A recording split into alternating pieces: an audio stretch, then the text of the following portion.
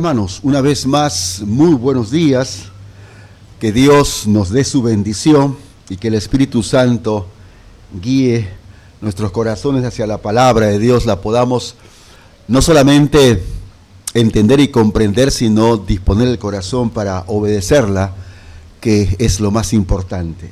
Así como están sentados, oremos al Señor nuestro Dios. Padre amado, el tiempo ha llegado en el cual el corazón se dispone, Dios, a recibir la palabra tuya. Oramos, Padre, en el deseo y la necesidad de ser confrontados con tu palabra. Que el Espíritu Santo nos haga entenderla, Dios, y nos lleve cautivos a la toma de decisiones en virtud a lo que tú nos hables esta mañana. Háblame a mí, Dios, y habla a cada oyente, Padre. Glorifícate, Padre Santo, muévete libre y soberanamente en este lugar. Háblanos, Padre Santo, y úsame esta mañana. Favores, Padre, que te pedimos siempre en el nombre bendito de Jesús, nuestro amado Señor y Salvador. Amén, amén. Muy bien, ya se ha leído Santiago capítulo 1 y es preciso que usted mantenga su Biblia en esa porción. Santiago el capítulo 1.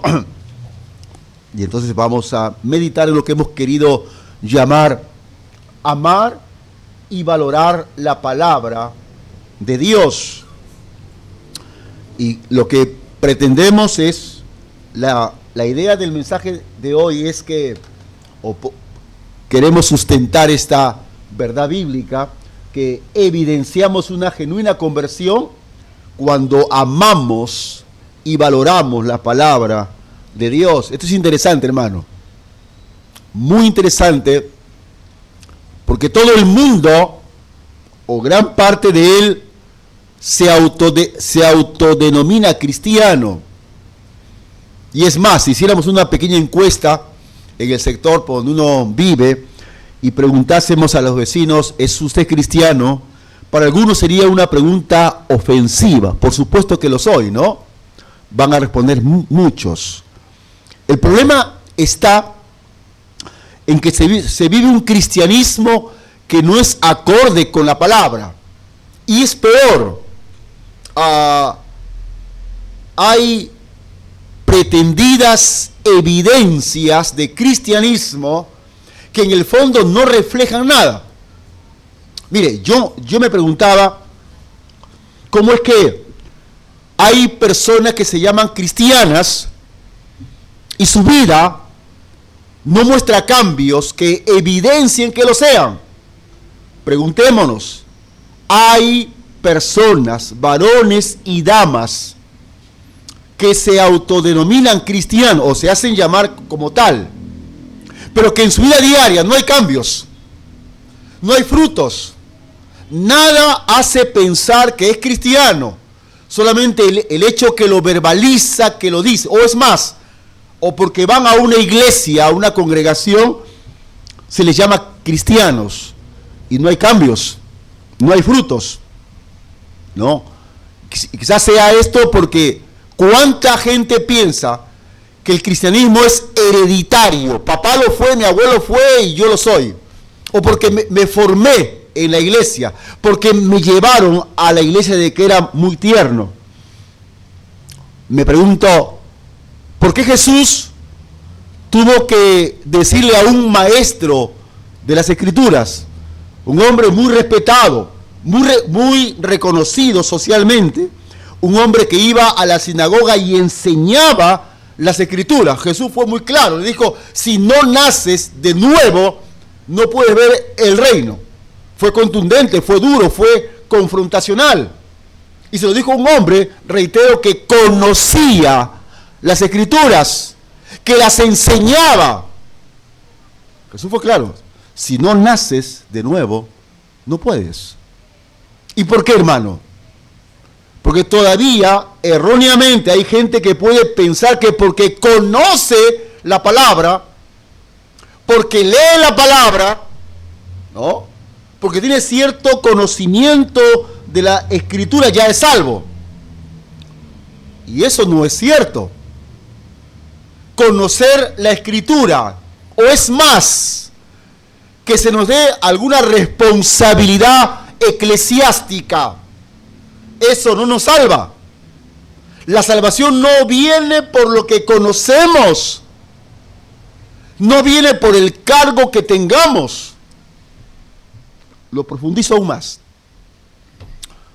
Me pregunto por qué Jesús tuvo que decirle y les dirá a un grupo de personas que se jactaban de decirle: Señor, Señor, en tu nombre hicimos milagros, en tu nombre expulsamos a los espíritus, etc. Jesús los mira y le va a decir: no te conozco, nunca te conocí, apartados de mí, hacedores de maldad. Eso es fuerte, hermano, porque hay personas que hablan de Jesús. La internet o las redes sociales están llenas de predicadores que con Biblia en mano hablan de Dios en la pantalla, pero Dios sabe sus corazones. Y un día Dios dirá a muchos: no te conozco. Porque la salvación no está en el participar de prácticas cristianas. Pueden, por ejemplo, en la iglesia de la cual yo vengo, el día de ayer se han reunido como 70 jóvenes. Están jugando básquet, vóley, ajedrez y luego un tiempo con la palabra. Y vienen fielmente. Pero asistir fielmente a la iglesia o participar de las actividades no nos hace cristianos. Hay gente que erróneamente está creyendo porque tiene años en la iglesia ya es salvo. Y eso no lo dice la Biblia. Evidencias erróneas de una genuina experiencia con Cristo. En cambio, Jesús fue claro. Jesús dijo: por su fruto los conoceréis. O sea, la evidencia más contundente de que uno ha experimentado la salvación, que uno se ha convertido, es el fruto. Si no hay raíz, no hay fruto. Si no hay contacto con Dios, si no hay una experiencia real con Cristo, no hay fruto. Y por eso digo, hay cuántas personas que asisten fielmente a la congregación, esta o cual sea, y asiste por años. Allá en la iglesia del Bosque tenemos gente que yo ya sé dónde se sientan, ¿no? Están ahí, y es más, llegan al templo y ven que su sitio, entre comillas, está ocupado por otro, y le va a decir: hermano, ese es mi sitio, ¿no? Tienen años en un lugar, ¿no? Y se apropian de un lugar. Y cometemos el error de pensar que porque viene fielmente por ahí, él es convertido. ¿Quién lo dijo? ¿Dónde dice eso la Biblia, que por asistir a un templo se es salvo? Erróneas, evidencias erróneas de salvación. O porque alguien, qué sé yo, participa pues de las actividades, ya es salvo. O porque alguien levantó su mano y pidió que oren por él, ya es salvo. O porque, mire, hay un punto más delicado aún, y lo he visto con mucha frecuencia. Predicadores que al predicar y al hacer un llamado a la salvación, y alguna persona se interesa y le va a decir: repite conmigo esta oración. Le pone: repite, ya eres salvo, porque has orado. Eso no está en la Biblia. No lo está, hermano. Sí, pero él ha orado. Sí, él repitió la oración del predicador. ¿Fue espontáneo?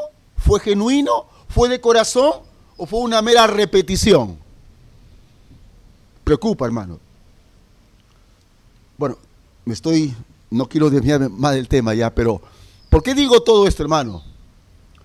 Porque Santiago, en los primeros capítulos, va a demostrar cuáles son las evidencias genuinas de la conversión. Ya en el capítulo 1 habla de cuál es tu reacción frente a las pruebas. Soporta la prueba, resiste la tentación. Y ahora, en la parte que me corresponde, vamos a ver que una prueba genuina de conversión es la reacción tuya frente a la palabra revelada de Dios. ¿Cómo la persona que afirma que se ha convertido, cuál es su actitud frente a la palabra? ¿Cuál es su interés por la palabra? ¿Cómo muestra su necesidad de la palabra? Y aquí, hermano, hay mucho que ver. Si el Espíritu de Dios, o si por allí hay una incomodidad que suele darse, es el Espíritu Santo que va a ir mostrando. Entonces, avanzamos. Mire lo que Santiago dice. Bueno, avanzamos. En el versículo 19, vamos al 19, aunque ya se leyó, pero sigamos en la lectura del verso 19. Disculpen. Dice: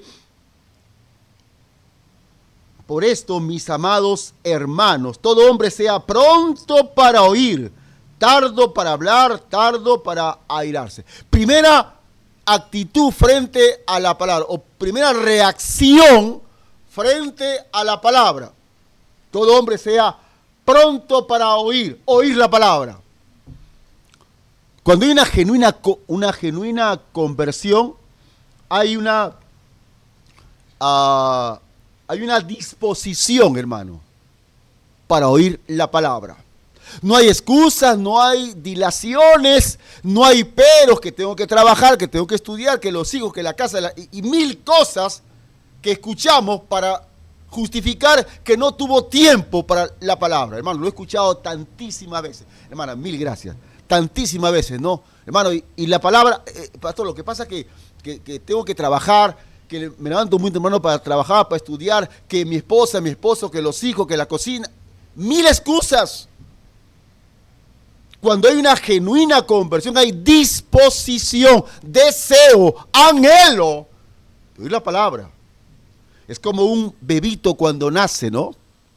Y aquí hay, entiendo, varias madres. Les pregunto específicamente a las madres que pueden darnos esa respuesta, ¿no? ¿Usted le enseñó a su bebito cómo se lacta? ¿Le enseñó las horas en que debe de lactar? No. Simplemente cogió a su criatura, lo puso en su regazo y el bebito automáticamente lacta. O sea, es un deseo natural, espontáneo y lacta. Lo mismo debe pasar con aquel que realmente se ha convertido. Un deseo natural, espontáneo por la palabra. Me preocupa, hermano. Me preocupa que siempre voy a encontrar excusas, justificación, el trabajo, el estudio, la familia, los hijos, el negocio, mil cosas para decir, no pude leer la palabra el día de hoy. Yo, antes de llegar acá con mi esposa al templo, pasamos por nuestra iglesia en el bosque porque tenemos allí, diseñamos un libro devocional de todo el año. Y llegamos al templo y lo entregamos. Ese libro está día por día, hay un capítulo y usted tiene que poner allí qué versículo te impactó y cómo tocó tu vida y explicarlo. Y lo entregamos y nos califican. Y la norma es, cualquier creyente, o sea que tiene una responsabilidad, los de música, de la alabanza, los predicadores, los maestros de escuela, todos deben entregar. Si no lo entrega, hermano, usted se sienta y hoy día no cumple su rol. No puede. Pastor, tengo que dirigir yo la música, su devocional. Uy, me olvidé. Se sienta, usted no va a dirigir. Pastor, tengo que enseñar, sí, pero su devocional, la verdad que lo dejé en mi casa. Vaya a su casa y tráigalo. Si usted no tiene contacto con la palabra, usted no va a ministrar. Eso sucede en el bosque, ya en nuestra iglesia. No sé si le doy un tic como para que lo haga acá, no lo sé, pero en todo caso, ¿por qué, hermano? Porque deseamos que cada cristiano auténtico evidencie un amor por la palabra, un amor por la palabra. El salmista dijo en el Salmo 119, verso 97. Oh, cuánto amo yo tu ley. Todo el día es ella mi meditación. Cuando usted ve la vida de David, las veces que meditaba, lo hacía. Yo he encontrado 9 veces al día. Antes del alba, en la mañana, al mediodía, por la tarde, antes que oscurezca, en la noche, a medianoche y en la madrugada. Continuamente. Y uno diría, ¿pero qué? David es un hombre pues ocioso, no tiene nada. No, es un rey. Un hombre sumamente atareado de responsabilidad, pero él entendía cuán importante es el contacto con la palabra. Cuánto amo yo tu ley. Todo el día es ella mi meditación. En el verso 140 dice, sumamente pura es tu palabra y la ama tu siervo. Empecemos a evaluarnos, hermano, a examinarnos, hacer una introspección. Preguntémonos, ¿hay en mí un deseo por la palabra? ¿Hay en mí un anhelo por oírlo primero cuando me levanto, oír la voz de mi Señor? ¿Estoy deseando celosamente, ansiosamente la palabra? O quizá pasó un día, pasó 2, pasó una semana y no leí la palabra. El domingo en el culto sí la voy a escuchar. Y sin darnos cuenta, estamos dejando la palabra de Dios. La mayor evidencia de conversión es mi amor, mi necesidad, mi búsqueda de la palabra de Dios, hermano. Si no hay eso, hay que examinarnos. Hay que revisar nuestra conversión. Yo debo amar la palabra. Debo desear la palabra del Señor, ¿verdad? Dice el Salmo 42:1, como el ciervo brama por las corrientes de las aguas, así clama por ti, oh Dios, el alma mía. O sea, anhelo tu palabra. Para pensar, ¿no? Para pensar. Y digo para pensar, hermano, porque, mire, podemos estar ocupados de responsabilidades eclesiásticas. Podemos ministrar, enseñar la palabra, como Nicodemo. Podemos cantar muy lindo. Podemos, qué sé yo, alguna práctica eclesiástica, estar en el templo porque hay un culto, una reunión, una asamblea, qué sé yo. Y haciendo tantas cosas, no estar en contacto con la palabra de Dios. Déjeme que le diga algo. No existe cristianismo sin Biblia. No existe. Aquel que se llama cristiano y no tiene contacto con la palabra, déjeme decirle con respeto, con cuidado, pero con verdad, es un religioso. Y el mundo está lleno de religiosos. Dios no busca religiosos, Dios busca adoradores que vayan a la palabra, que se empapen de la palabra, que amen la palabra, que obedezcan la palabra, que perseveren en la palabra. Religiosos no. Activistas menos. Pastor, estoy metido acá, aquí, allá, estoy mil cosas. Y la palabra, bueno, es que no tengo tiempo. Deja todo y arrodíllate y busca al Señor en la palabra, que es lo más importante, ¿no? Bien, avanzamos un poquito más. Entonces dice el texto 21, por lo cual, desechando toda inmundicia y abundancia de malicia, recibí con mansedumbre la palabra implantada, la cual puede salvar vuestras almas. Recibí con mansedumbre. Esto habla, cuando habla de recibir la palabra con mansedumbre, habla de una entera sumisión. Me someto al escrito está.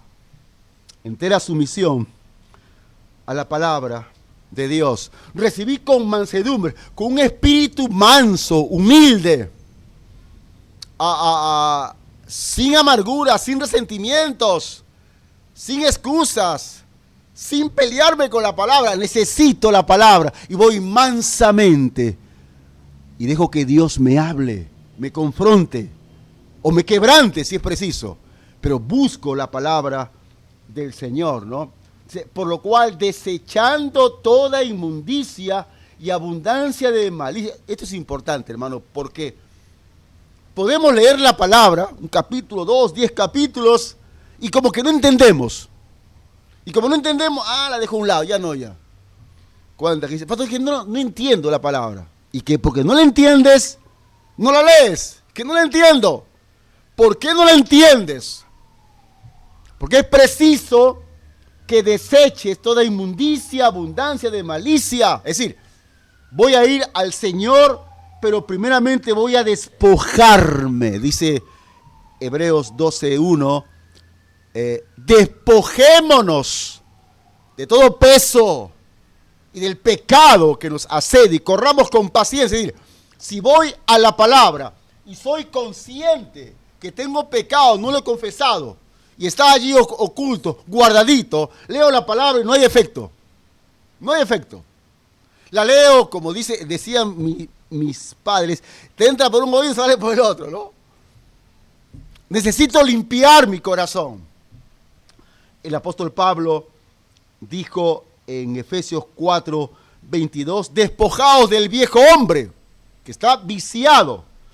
Pablo a los Colosenses capítulo 3, versos 8 y 9 dice, por tanto, pero ahora dejad también vosotros estas cosas, ira, enojo, malicia, da una lista larga. Si queremos que la palabra se anide en el corazón, que produzca fruto, tengo que desechar toda inmundicia, toda malicia, ¿no? Y Hebreos 12:1, que lo repito, dice, despojémonos de todo peso y del pecado que nos asedia. Nadie en una carrera, por sentido común, nadie va a correr con un buzo grueso, con su mochila, no, pues, la ropa más liviana, todo peso a un lado. Igual pasa en la vida cristiana. Quiero que Dios me hable, me confronte, me enseñe, me revele profundidades bíblicas. Voy a despojarme de todo pecado, todo peso, toda mancha, toda amargura, en fin. Voy a ir con un espíritu de mansedumbre, solícito por la palabra, ¿verdad? Bien. Entonces, dice la Biblia, recibid con mansedumbre la palabra implantada, la cual puede salvar vuestras almas, ¿no? Voy a ir a la palabra sin orgullo. ¿Ha escuchado de esa persona que va a la palabra? Mire, ha pasado, parece un chiste, pero es cierto. Va a la palabra y hay un texto muy fuerte. Uy, esto le cae al hermanito tal. ¿Sí? Y este le cae al hermano. Y este para el predicador, y este para el pastor. O sea, va a la palabra y según él encuentra texto que justo le cae al otro y a él nada. No, cuando voy a la palabra, Dios me habla a mí. Dios no me dice a mí, Willy, dile al otro. No. Si Dios quiere hablar con el otro, Dios le va a decir al otro. Dios me habla a mí. Y si me confronta, lo hace con la palabra hacia mi vida, ¿verdad? Entonces debo ir a la palabra con un espíritu de mansedumbre, sin orgullo, ¿no? En fin, vamos a dejar allí esa partecita 2. La tercera cosa la encontramos en el versículo 22. Pero sed hacedores de la palabra y no tan solamente oidores, engañándonos a nosotros mismos. Sed hacedores de la palabra, ¿no? La palabra griega que se emplea para hablar de hacedores es un vocablo que da la idea, o que se debería de traducir más literalmente, sed continuamente hacedores. Sigan esforzándose por ser tal, ¿no? Habla de un esfuerzo sincero, profundo y permanente en poder poner en práctica, obedecer la palabra. O sea, no es una revisión por curiosidad. No es por cumplir, soy creyente, soy miembro de la iglesia y ya tengo que leer la palabra, ¿no? Y la leo, la leí, cumplí con Dios. No, eso lo hace el inconverso. el creyente tiene un apetito por la palabra y la revisa, la estudia, la analiza, profundiza. Jesús dijo, escudriñad las Escrituras. Acá hay un vaso con agua, entonces lo voy a probar. Pero digo eso porque preparamos limonada, ¿no? Vaso con agua, cojo el limón, lo parto y luego hasta que en el filo raspamos el limón, ¿no? Hasta la última gota. Azuquitar. Eso es escudriñar. Sacar el máximo jugo al limón. En este caso, Jesús dijo, escudriñad las Escrituras, ve a ella y sácale el máximo provecho a la palabra. No es una simple lectura por cumplir, no es una curiosidad, no. Quiero conocer a mi Dios, al Dios de la palabra. Voy a profundizar, si es posible. Tengo un interlineal, tengo un diccionario del hebreo, tanto mejor. La idea es meterme, zambuirme en la palabra. ¿Cuántos creyentes, hermanos? Solo Dios sabe eso. No tienen contacto con la palabra de Dios. ¿Cuántos creyentes, mujeres y hombres, tienen una lectura superficial de la palabra de Dios? Porque quieren cumplir, entre comillas, cumplir con Dios. Ya leí el capítulo, ya está. Jesús no se refería a eso. Se refería a un deseo ferviente por conocer a Dios en la Escritura, por estar atento a la palabra de Dios, ¿no? Entonces, obedecer, allí la idea es prontitud en obedecer la palabra. Nosotros conocemos la palabra. Usted, no me cabe duda que usted debe conocer bien la palabra de Dios.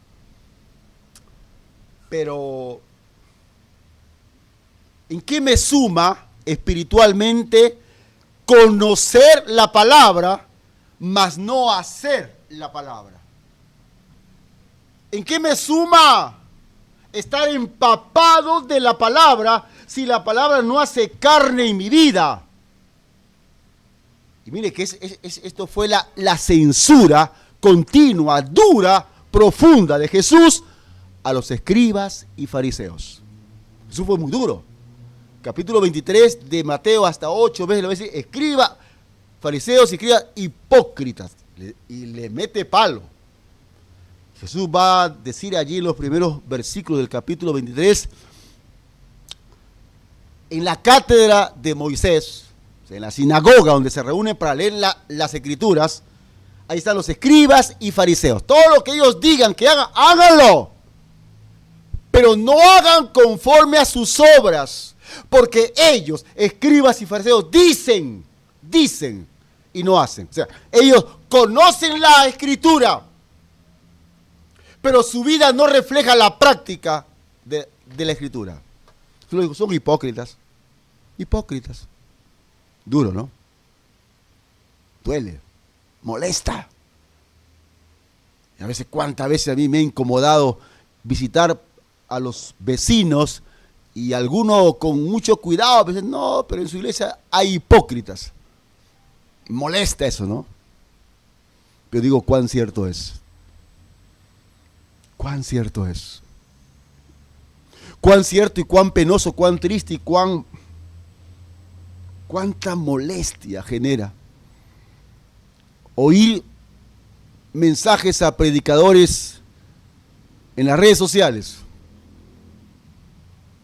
que no hacen otra cosa, no todos por cierto, pero hay quienes no hacen otra cosa que engañar a la gente, que trafican con la fe del pueblo, que cobran por un supuesto milagro.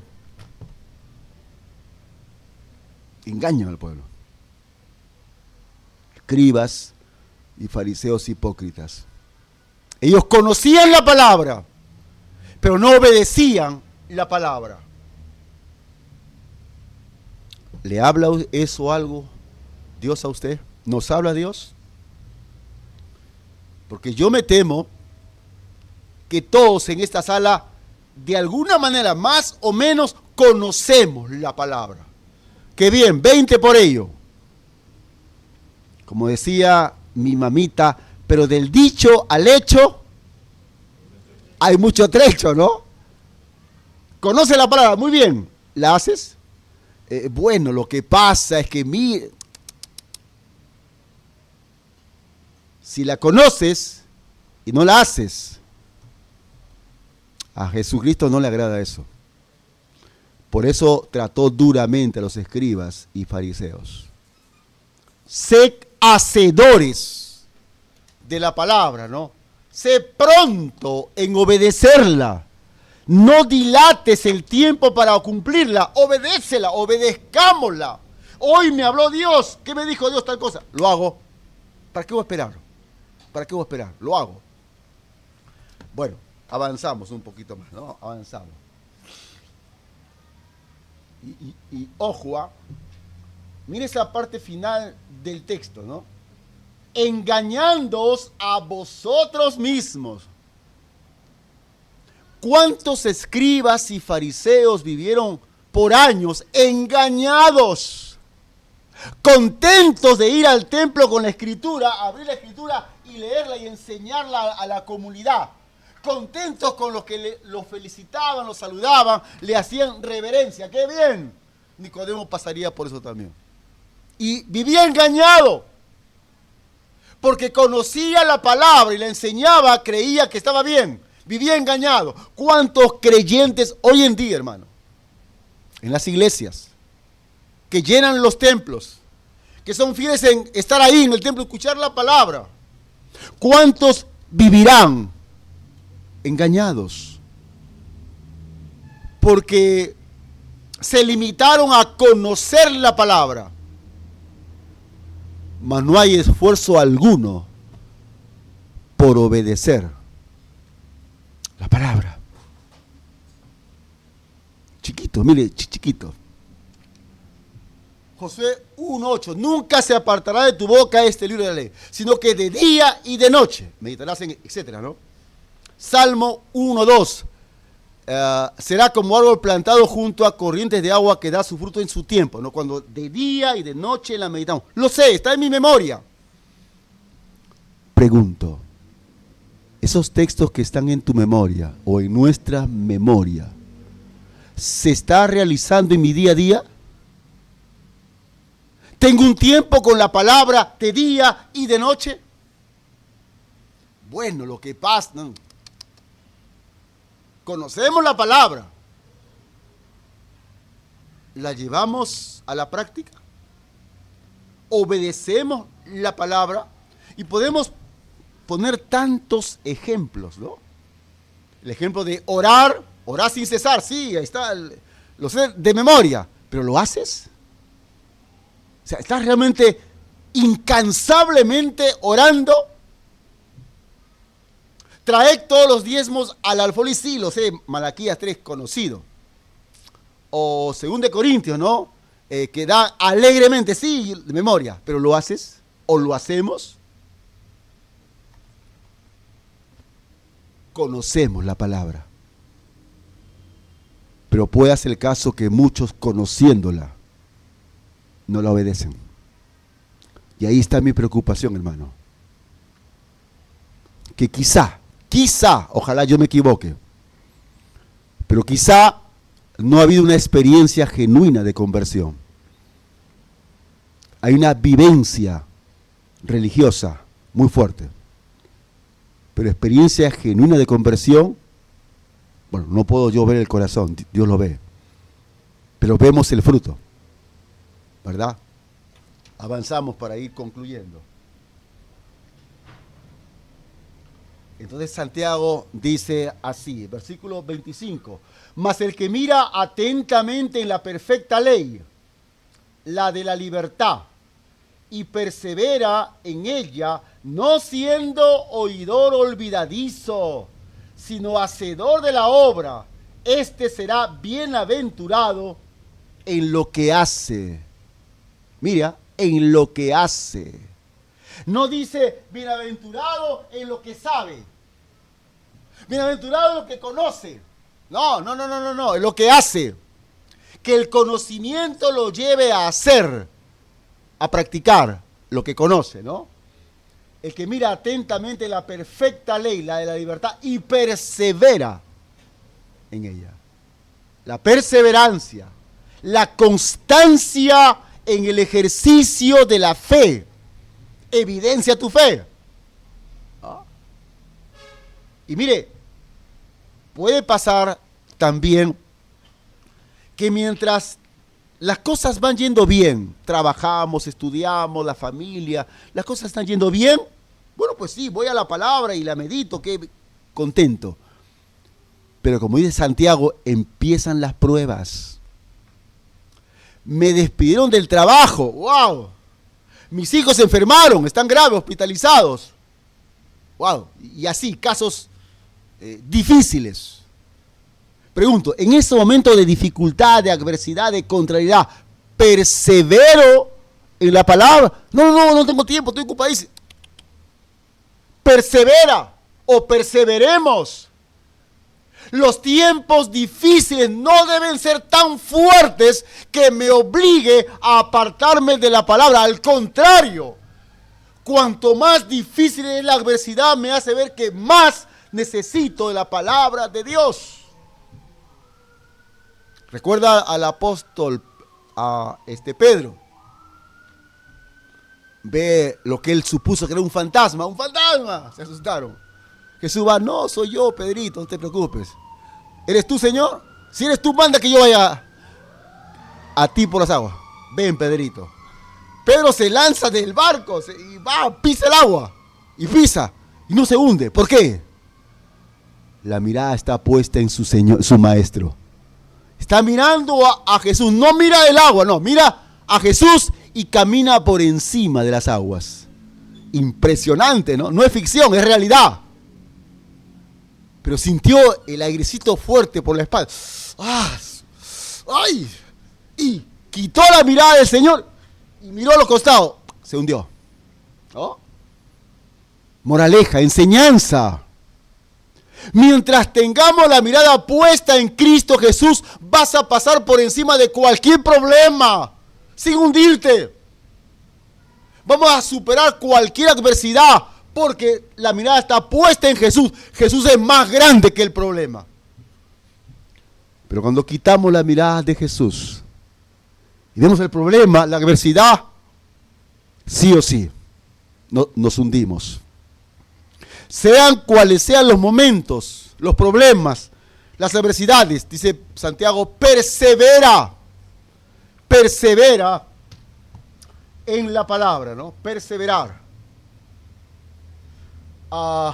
Y un dato curioso, ¿no? Dice, mas el que mira atentamente en la perfecta ley, ¿qué dice ahí? La de la libertad. Eso es bueno precisarlo, ¿no? Porque Santiago está diciendo que la perfecta ley es la ley de la libertad. Jesús dijo, si elijo libertades seréis, dígalo, verdaderamente libres. Y hay algunos opinólogos, ¿no?, que opinan que esa libertad que nos da Cristo nos permite hacer de la vida nuestras anchas. No, ya soy libre en Cristo, hermano. Soy libre. Jesús lo dice, soy verdaderamente libre. Jesús dijo, somos libres. No que andemos en libertinaje, que es otra cosa muy distinta. Ahora es más, ¿por qué somos libres? Porque éramos esclavos del pecado. No podíamos abandonar el pecado. Estaba en nuestros huesos, en nuestro ADN. Pecábamos y pecábamos. Esa es nuestra naturaleza. Pero cuando venimos a Cristo Jesús, Él rompe las cadenas que nos atan al pecado. Eres libre. Pero eres libre, ojo, mire, no es contradicción. Mire cómo se expresa Cristo.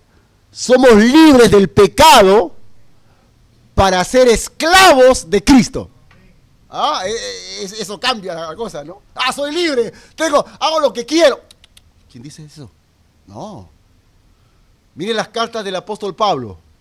El saludo que da Pablo, siervo de Jesucristo. ¿Qué es siervo? Esclavo. Dejamos de ser esclavos del pecado que nos dominaba, nos controlaba, nos humillaba, nos pisoteaba, para pasar a ser esclavos de Cristo. Soy libre del pecado, soy esclavo de Cristo, estoy para servir al Señor.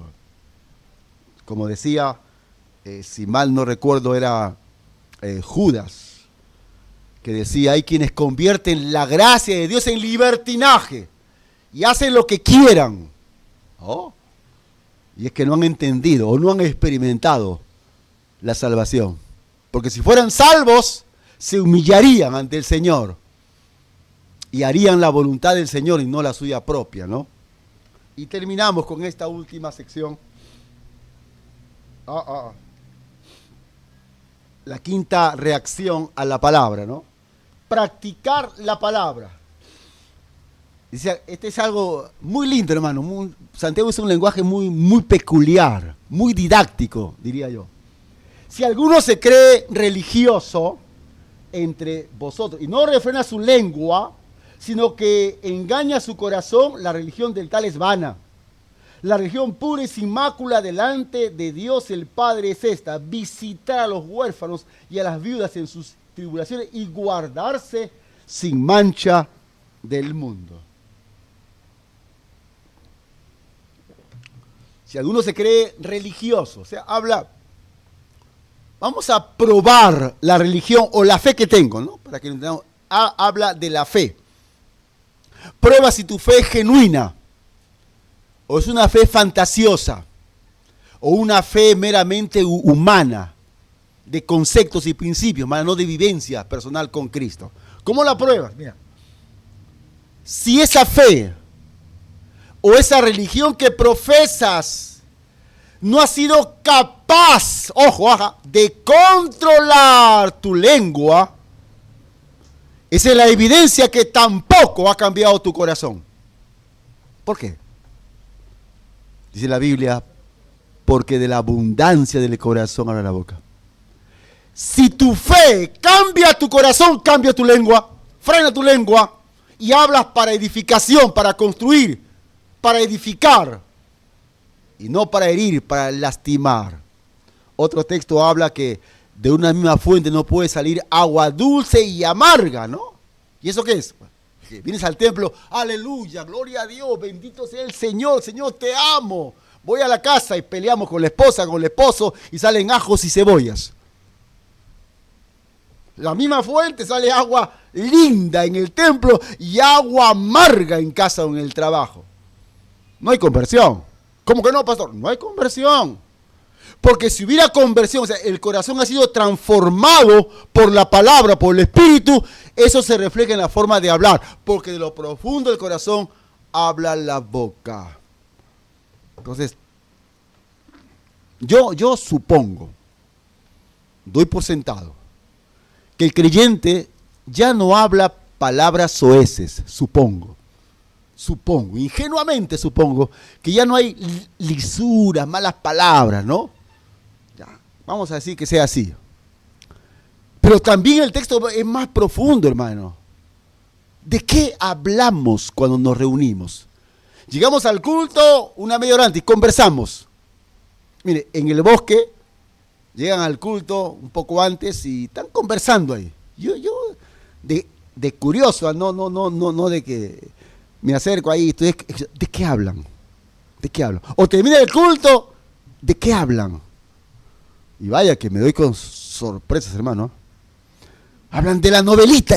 ¿Y en qué se quedó el capítulo? No, de la película, del fútbol. Juega Alianza, juega la U. Mire, ¿de qué hablas?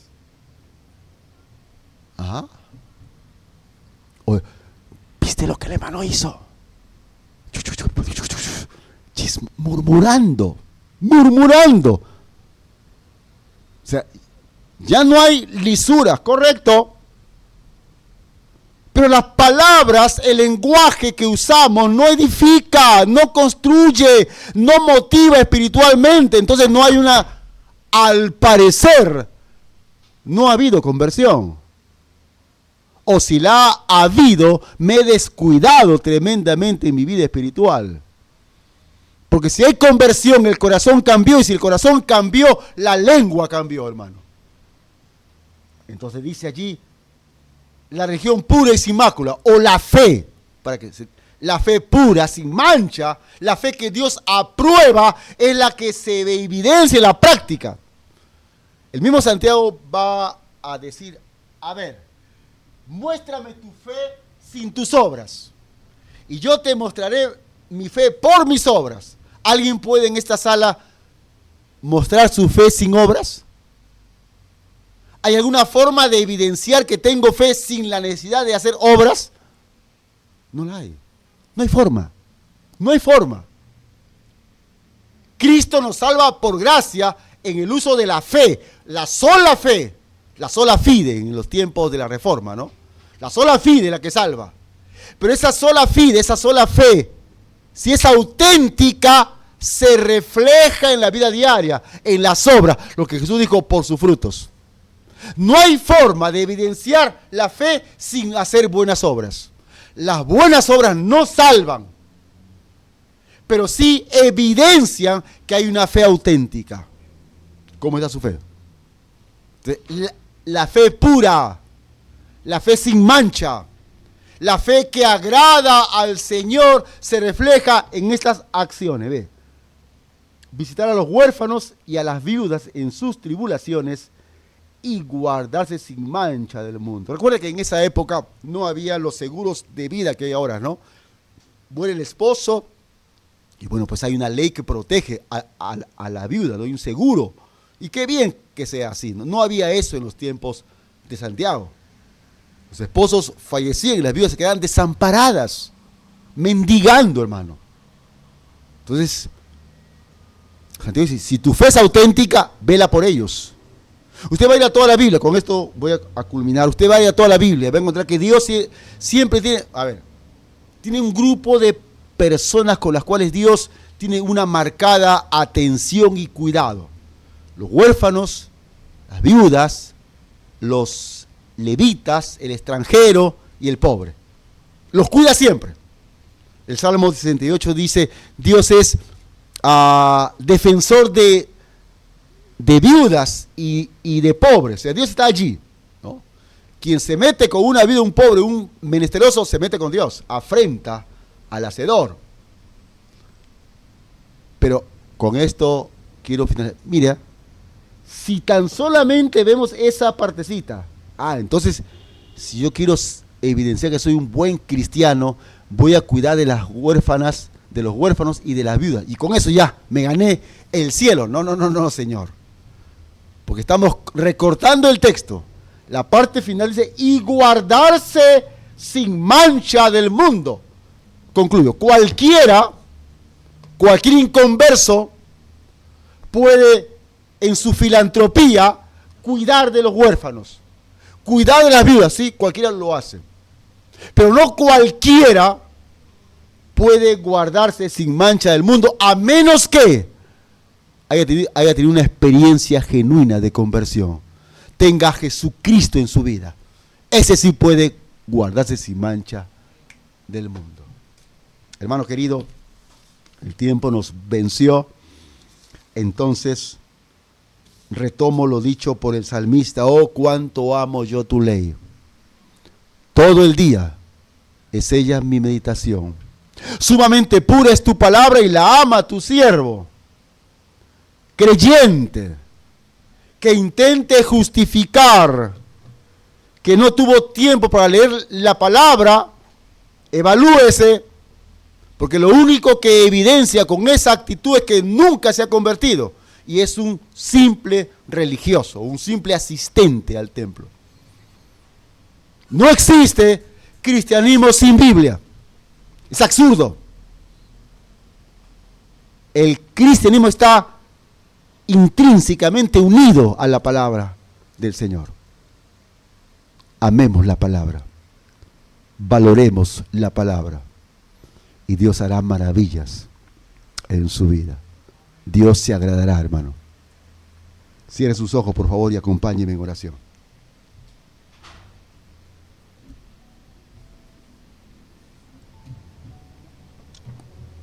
Amado Dios, Padre, muchas gracias, Dios. Tu palabra es viva y eficaz, mi Dios. Tantas veces, Padre, conforme dice el Salmo 19, nos endulzamos con tu palabra. Dulce al paladar, como la miel. Pero tantas otras veces tu palabra nos golpea, Dios, nos quebranta por dentro, nos humilla, nos quiebra, Dios. Padre, sea cual sea el propósito por el cual tú envías la palabra a nuestras vidas, que el Espíritu Santo nos ayude, Dios, a entenderla y tengamos el corazón dispuesto a obedecerla. Gracias, Dios. Gracias, Padre. En el nombre bendito de Jesucristo oramos, Padre. Amén. Amén.